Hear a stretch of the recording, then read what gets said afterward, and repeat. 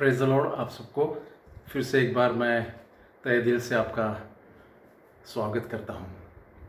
प्रभु परमेश्वर जो हमसे प्यार करता है, वो चाहता है कि जो अच्छा काम उसने हमारे लिए, मेरे और आपके लिए सोच के रखा, वो पूरा करें। और वो शुरुआत भी करता है अगर हम परमेश्वर के अधीन रहे, उसकी धार्मिकता में चले, दुनिया की बातों में न उलझे और धन संपत्ति कमाने के लिए लोग बहक जाते हैं, उसमें न पड़े। तो परमेश्वर का वचन कहता है कि he who began good work in you will carry it on to completion.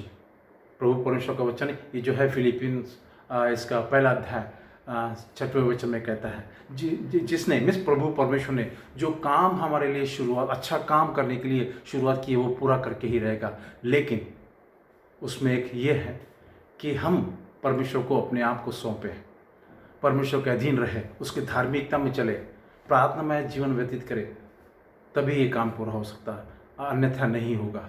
आप हम सबको याद है जो किंग डेविड जो था, राजा बनने के पहले जब काफ़ी यंग था, तो जो प्रॉफिट था सैमुएल, उन्होंने क्या किया था, उन्होंने उसका अनॉइंटिंग अभिषेक किया था। और राजा बनने के लिए दाऊद राजा को काफ़ी देरी हो गई और काफ़ी उसको मुसीबतों का सामना करना पड़ा। इतना ही नहीं, उस समय का जो राजा था किंग सॉल, वो उसके जान के पीछे लगा हुआ था। फिर भी जो किंग डेविड है, दाऊद राजा है, इसने प्रभु परमेश्वर के मार्ग को नहीं छोड़ा, धार्मिकता में चलते गया और परमेश्वर की स्तुति करते गया, आराधना करते गया। कितने तो भी उसने साम्स लिखे हैं। और एक साम में वो ऐसा कहता है, भजन कहता है, भजन संहिता कहता है कि हाँ, भजन संहिता 138 इसका 8वां वचन वो कहता है कि जो मैं इंग्लिश में आप लिए पढ़ता हूँ पढ़े, वो कहता है कि the Lord will fulfil his purpose for me. इसका मतलब ये कि जो परमेश्वर उसको जानता था, और वो कहता है कि परमेश्वर मेरे लिए क्या करेगा, he will fulfil his purpose. परमेश्वर का जो परमेश्वर की जो योजना मेरे लिए है, या जो उद्देश्य है, जो परमेश्वर ने प्लान किया है मेरे लिए, वो पूरा करके ही रहेगा। उसको वो ज्ञात था, उसको विश्वास था, और वो धार्मिकता में चलते रहा। और आगे चल के देखते हैं हम लोग, वो राजा भी बना, और एक अच्छा ऐसा राजा बना कि काफ़ी उसका नाम हुआ, और उसका बेटा उसमें उसका भी ज़्यादा नाम हुआ, किंग सोलोमन। तो हम लोग देखते हैं कि हमें ये ज़रूरी है कि हमारे जीवन में प्रभु परमेश्वर के अधीन रहे, उसकी धार्मिकता में चले और उसकी बाट जो होते रहे। लेकिन बहुत बार हम देखते हैं लोग धन संपत्ति कमाने के लिए अलग अलग हथकंडे या रास्ता अपनाते हैं, और वो उनका ध्यान भटक जाता है, परमेश्वर की तरफ से न जाते हुए वो ये धन कमाने के चक्कर में पड़ जाते हैं। लेकिन परमेश्वर का वचन कहता है, प्रभु इसका 11 अध्याय 28 वचन, वो कहता है, मैं इंग्लिश में पढ़ता हूँ, जो अपने धन पर भरोसा रखता है वह गिर जाता है, परंतु धर्मी लोग नए पत्ते की नाई लहलाते हैं।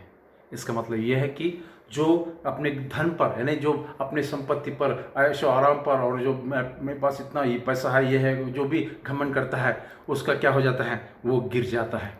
और इतना ही प्रोवर्ब्स इसके 16 अध्याय के 18वें वचन में कहता है कि घमंड से पहले विनाश के पहले घमंड या गर्व होता है। इसका मतलब यह है कि घमंड करने से या गर्व करने से क्या हो जाता है, ठोकर खाते हैं और उनका विनाश हो जाता है। इसलिए हमें बहुत ज़रूरी है कि हम किसी बात पर, स्पेशली हमारे जो धन संपत्ति है या जो भी हमारे पास है, उसका घमंड न करें, लेकिन परमेश्वर के अधीन रहे, धार्मिकता में चले, डिंग ना मारे। आपको याद होगा जो एस्तर रानी के बारे में, एस्तर रानी के बारे में जब मालूम है, आपको मालूम है कि उसका सिलेक्शन किया गया, और जो सेरसस जो राजा था, उसकी वो रानी बनी। लेकिन उसके पहले जो मोर्दकाय नामक एक यहूदी था, उसकी वो कज़न थी, और उस मोर्दकाय ने उसको अपनी बेटी माना था, और वो मोर्दकाय के अधीन रही। मर्दकाय ने उसका लालन पालन किया, और वो जो भी मर्दकाय उसको बताता था वो सुनती थी। इवन रानी की बनने के बाद भी उसके अधीन रही और उसकी बातों को सुनी। और हम लोग देखते हैं कि ये जो राजा का जो एक खास व्यक्ति था हैमन नाम का, वो ये मर्दकाय से बहुत बड़ा चिढ़ता था, क्योंकि मर्दकाय कभी उसके सामने दंडवत नहीं किया, और इसलिए वो अपना नरमई से राजा के जो दरवाजे के पास या फाटक के पास बैठे रहता था मर्दकाय। लेकिन हेमन को बड़ा गुस्सा आता था उस पर। उसने सोच के रखा था, उसने प्लान भी योजना बनाई थी कि इस मर्दकाय को और उसको सभी यहूदी लोगों को वो मार डाले, और वो सब प्लान करके रखा था, योजना बना के रखी थी। और मर्दकाय ने ये बात एस्तेर रानी को बताई, और एस्तेर रानी ने उनसे कहा अपने लोगों से कि आप लोग 3 दिन तक फास्ट करें, आइए उपवास रखें। और बाद में 3 दिन के बाद वो जब तैयार होके पर उसके जो राजा है, किंग है, उसके राजभवन में जाती हैं, उसको देख के वो उसके पास जाता है, और फिर बाद में बोलता है कि तुझे क्या चाहिए रानी, मैं तुझे अपना आधा राज्य भी देने को तैयार हूँ, मैं दे दूँगा। लेकिन वो कहते कि आप ऐसा करें, अब मैंने एक बैंक्वेट आयोजित किया, जीवनार या जो प्रीति भोज मैंने आयोजित किया है, आप ज़रूर आइएगा और इस हेमन को भी लेके आइए। तो राजा उसको लेके जाता है हेमन को, और उसके बाद में खाना वगैरह होने के बाद राजा बड़ा खुश हो जाता है, और वो कहता है कि रानी मांग, तुझे क्या मांगना है, मैं तुझे राज्य का आधा हिस्सा भी दे दूँगा, पूरा आधा राज्य दे दूँगा। लेकिन वो कहते कि मुझे कुछ नहीं चाहिए, आप कल फिर से आइए और इस हेमन को भी लेके आइए। तो उसके बाद में हम देखते हैं कि वो जो हेमन जो था वो बड़ा फूला समाया, उसको ऐसा लगा कि रानी ने मुझे बुलाई राजा के साथ और किसी को नहीं। तो अपने बीवी को और अपने फ्रेंड्स को बताता है, बड़ा डिंग मारता है, घमंड करता है, उसको बहुत घमंड था इस बारे में।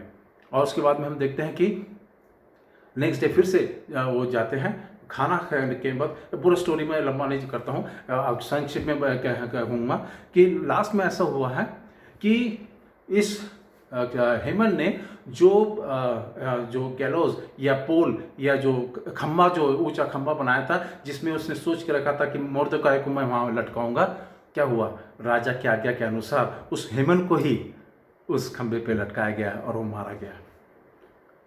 कहने का तात्पर्य यह है कि घमंड जो भी करता है उसका घमंड चकनाचूर हो जाता है।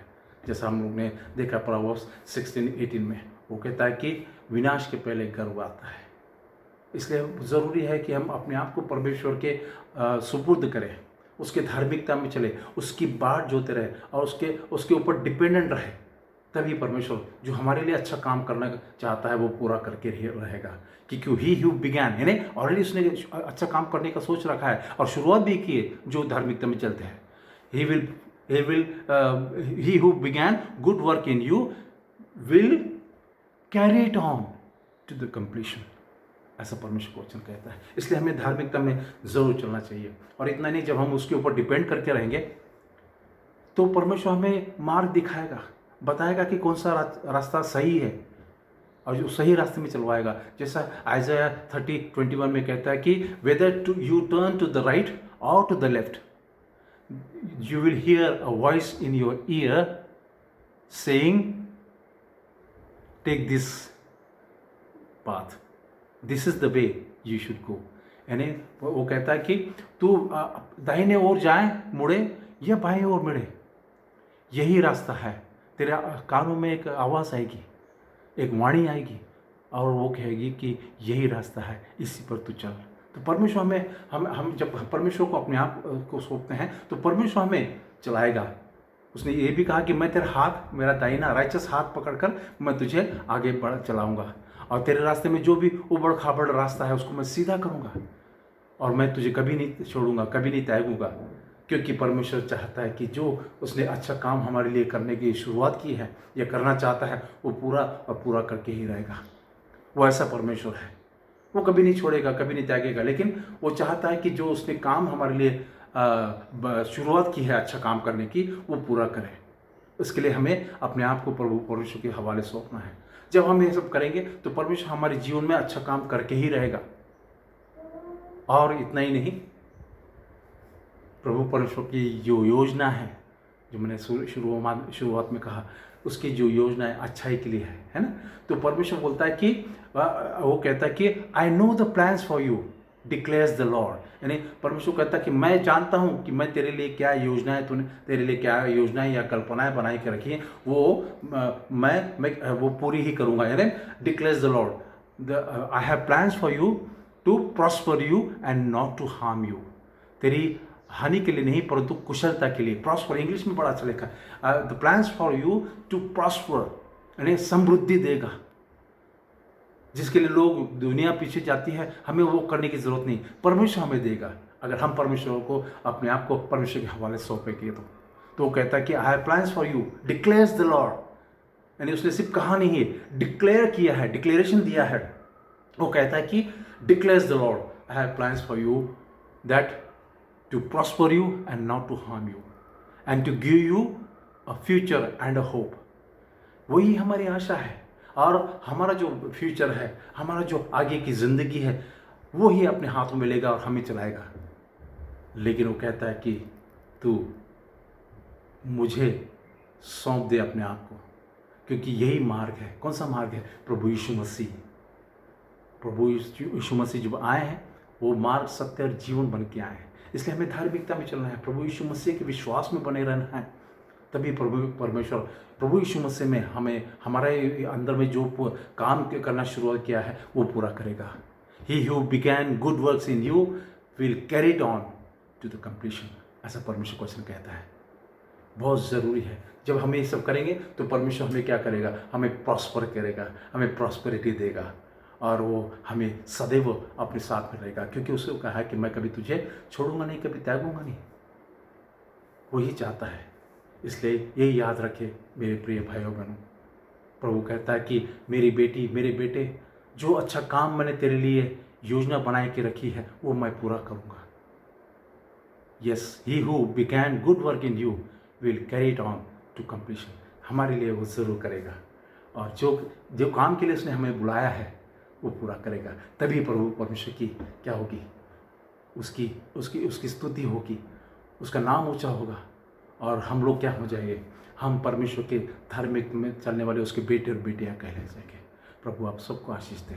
धार्मिकता में चलो तो प्रभु आपको सब वृद्धि देगा, अपनी जो भी आशा है वो पूरी करेगा, हमारा जो फ्यूचर है वो अपने हाथों में लेगा, और वो हमें अधिक से अधिक आशीष देगा। प्रभु आप सबको आशीष दे। आमीन।